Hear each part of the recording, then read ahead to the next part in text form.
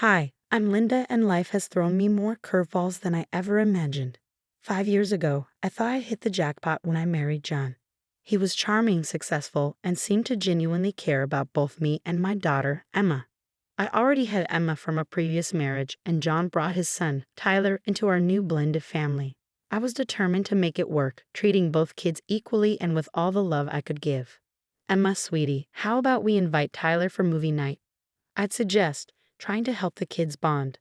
Emma would nod eagerly, always willing to try. Can we watch a superhero movie? Tyler likes those. I'd smile, proud of her. That's a great idea. Why don't you go ask him? But more often than not, Tyler would shrug off the invitation. Nah, I'm good. Got plans with my friends, he'd say, barely looking up. John would reassure me, wrapping an arm around my shoulders. He's a teenager, Linda. It's normal for him to want space. I'd nod, trying to silence my doubts. You're right, I just want us all to be close. Things took a turn 2 years ago when my parents passed away, leaving me a sizable inheritance. I was determined to use it wisely. John, I think we should set some of this money aside for Emma's future, I suggested one night as we sat together reviewing paperwork. He nodded, but something in his eyes unsettled me. Of course, but we should think about Tyler too. He's closer to college age. A twinge of unease crept up my spine. Tyler's mom is handling his college fund. Remember, we agreed on that when we got married. I know, he said, a bit too casually. I'm just saying we should keep our options open. I should have paid more attention to that moment. I should have seen the red flags. My best friend Olivia even tried to warn me. Over coffee one afternoon, she gently raised her concerns. Linda, don't you think John favors Tyler a bit too much? She asked cautiously. I bristled at first. What? No, he loves both kids equally. Olivia raised an eyebrow. Are you sure? I've seen how he is with them. It's different. I waved it off, more to convince myself than her. Blending families is hard. We're still figuring it out. Just keep your eyes open, okay? And remember, I'm here if you need me, she said, squeezing my hand. I was grateful for her support, though I didn't realize how much I'd need it in the months to come. As time went on, a nagging feeling grew inside me. Something was off with our finances. Bills I thought I paid were showing up overdue, and our savings seemed to be shrinking faster than I could explain. John, have you noticed anything strange with our bank statements? I asked one evening. He barely looked up from his phone. No, everything seems fine. Why? I don't know, something just feels off. He finally met my eyes, his expression unreadable. You worry too much, Linda. I've got everything under control. I wanted to believe him. But then I found it, a withdrawal for $5,000 that I hadn't made. My heart raced as I dug deeper. The more I looked, the worse it got. Multiple large withdrawals, passwords changed without my knowledge. Panic set in. That night, I called Olivia. Liv, I think something's really wrong, I said, my voice shaking. She listened as I spilled everything, John's dismissive attitude, the unexplained withdrawals, the changed passwords. When I finished, she was silent for a moment. Linda, this sounds serious. You need professional help. I know a private investigator, Mike Carson. Want me to call him? I hesitated, then agreed. A week later, Mike called me into his office. The look on his face told me everything before he even spoke. Mrs. Thompson, I'm afraid I have some bad news, he began. John hadn't just been making a few unauthorized withdrawals. He'd been systematically draining our joint account, transferring large sums to an account in Tyler's name. Mike slid a document across the desk. I stared at it, struggling to process what I was seeing. Money meant for both our children's futures, money from my inheritance. There's more, Mike continued. John told Tyler this money was a gift for his future. Tyler's been aware of this for some time. That night, I confronted John. I'll never forget the look on his face, not guilt or shame, but irritation, as if I had inconvenienced him by uncovering his betrayal. Tyler needs it more, John said, as if that somehow justified everything. He's closer to college age. And what about Emma's future? I demanded, my voice rising. What have you left for her? John had the audacity to shrug. There's a savings bond in her name. That should be enough. I was speechless, but the betrayal ran deeper than I could have imagined. Over the next few days, I uncovered even more lies. Friends started reaching out, concerned about things John had apparently been saying about me. He'd been painting me as unstable, unreasonable, a bad mother. And Emma, my sweet Emma, had been caught in the middle.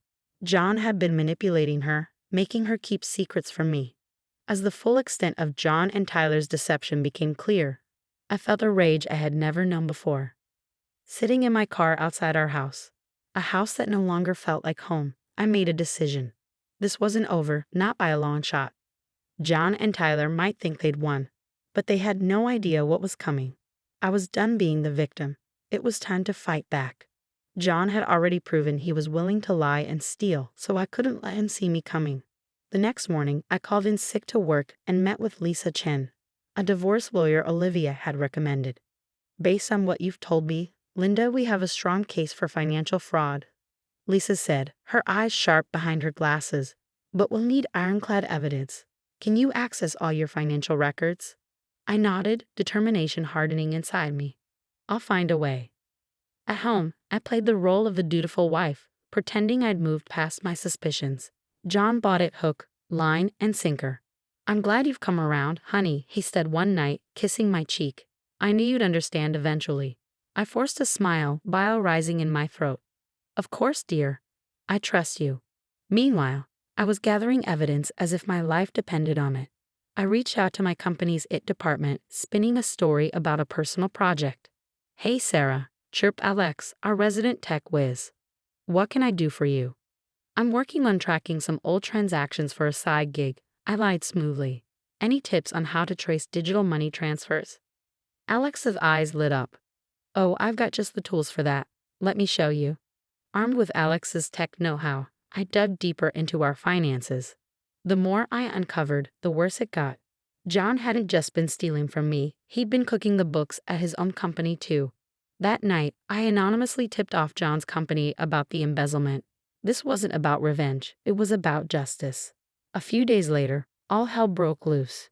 John came home in a panic, his face ashen. Sarah, we need to talk, he said, his voice shaking.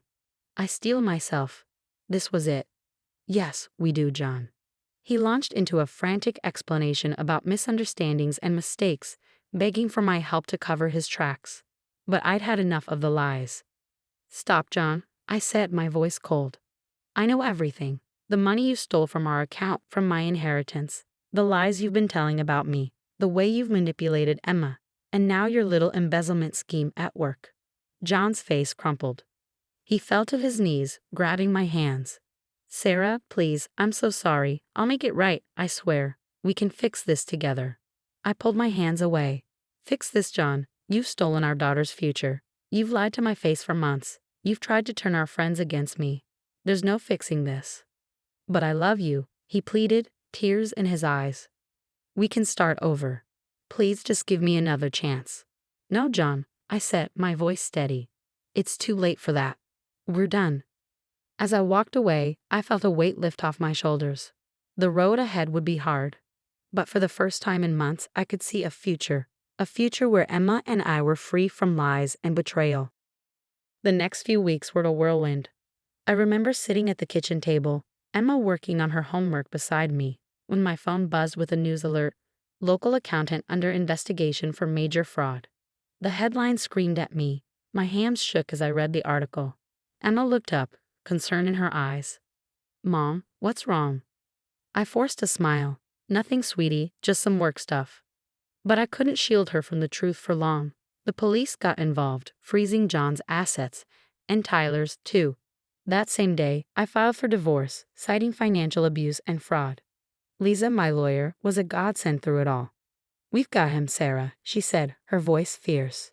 He won't get away with this. As the truth came to light, our friends and family were stunned. I'll never forget the look on my in-laws' faces when they learned what their son had done. We had no idea, John's mother sobbed. Sarah, we're so sorry. Tyler, confronted with the reality of his part in his father's schemes, tried to backpedal. He showed up at our door one day, all bravado gone. Sarah, I swear I didn't know where the money was coming from, he pleaded. I just shook my head. Save it, Tyler. You're old enough to know right from wrong. The hardest part was telling Emma. We sat her down one evening, and I explained as gently as I could about her father's betrayal. "But why, Mom?" she asked, tears streaming down her face. "Why would Dad do this?" I pulled her close. "I don't have Sweetie, but we're going to be okay. I promise." I enrolled Emma in therapy to help her cope with the upheaval. 2 years later, life looks very different. I'm thriving in my career, having earned a promotion last month. Emma, now 12, is excelling in school and has found a passion for soccer. "Mom, did you see that goal I scored?" she yelled, running off the field after a game. I scooped her up in a hug. "I sure did, champ. You were amazing." John is serving time for his crimes, financially ruined. I've heard through the grapevine that Tyler is struggling, working a minimum wage job and living with his mother. As for me, I feel vindicated, stronger than I ever thought possible. Emma and I have built a stable, loving home, free from the toxic influences of our past. Looking back on this journey, I realize that while the betrayal nearly broke me, it also revealed my resilience. Emma and I faced the storm together, and we've come out stronger on the other side. Our future is bright, filled with love, trust, and endless possibilities. And that's a happy ending I never saw coming. Now I have a question for you. If you were in my shoes, would you have given John a second chance? Or do you believe some betrayals are too deep to forgive, even when it comes to family? Share your thoughts in the comments below.